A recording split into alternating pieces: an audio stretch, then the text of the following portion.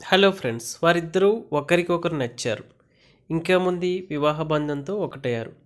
దాంపత్య జీవితం హాయిగా సాగిపోతుంది. 16 ఏళ్ళు గడిచిపోయింది. వారికి నలుగురు కూతుర్లు కూడా జన్మించారు. ఆ పిల్లలు ఆలనా పాలనా చూసుకుంటూ సాఫీగా జీవితం సాగిస్తున్నారు. కానీ ఇంతలో ఓ పిడుగులాంటి వార్త వారి సంసారంలో చిచ్చుపెట్టింది. ఇష్టపడి కట్టుకున్న భార్య 16 ఏళ్ళుగా భర్తను మోసం చేయడమే కాకుండా ప్రియుడితోనే పిల్లలను కనింది. నలుగురు పిల్లల తండ్రి తాను కాదని తెలుసుకుని షాక్ అయిన భర్త తన భార్యతో విడాకులు కోరుతూ కోర్టును ఆశ్రయించాడు. చైనాకు చెందిన చెన్ యు భార్యాభర్తలు.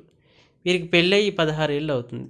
వీరికి నలుగురు పిల్లలు కూడా ఉన్నారు. అయితే చెన్ ఇటీవల షాకింగ్ విషయం తెలుసుకున్నాడు. తనకున్న నలుగురు పిల్లలకు తాను అసలైన తండ్రి కాదని గుర్తించి అవాక్కయ్యాడు. 16 ఏళ్ళుగా కట్టుకున్న భార్య తను మోసం చేసిందని గుర్తించి విడాకులు కోరాడు. పెళ్ళైనప్పటి నుంచి తను మోసం చేస్తుందని గుర్తించాడు చెన్. నలుగురు పిల్లల్లో ఎవరికి తన డిఎన్ఏ మ్యాచ్ అవ్వకపోవడం హతాశుడయ్యాడు. అంతేకాదు, తన వ్యక్తిగత న్యాయవాది అనే వ్యక్తిపై తనకు అనుమానం ఉందని చెన్ చెప్పుకొచ్చాడు. తమకు మొదటి కుమార్తె జన్మించినప్పుడు చూసేందుకు అతన్ని ముందుగా వచ్చాడని, 2008, 2010, 2010 జన్మించిన మరో ముగ్గురు అమ్మాయిలకు తండ్రి కూడా అని గుర్తించినట్లు చెప్పాడు చెన్. ఈ వ్యవహారంపై విచారణాధికారులకు ఫిర్యాదు చేశాడు చెన్. దీంతో డిఎన్ఏ పరీక్ష నిర్వహించగా పుట్టిన నలుగురు కూతురు కూడా తన పిల్లలు కాదని నిర్ధారించుకుని షాక్ అయ్యాడు.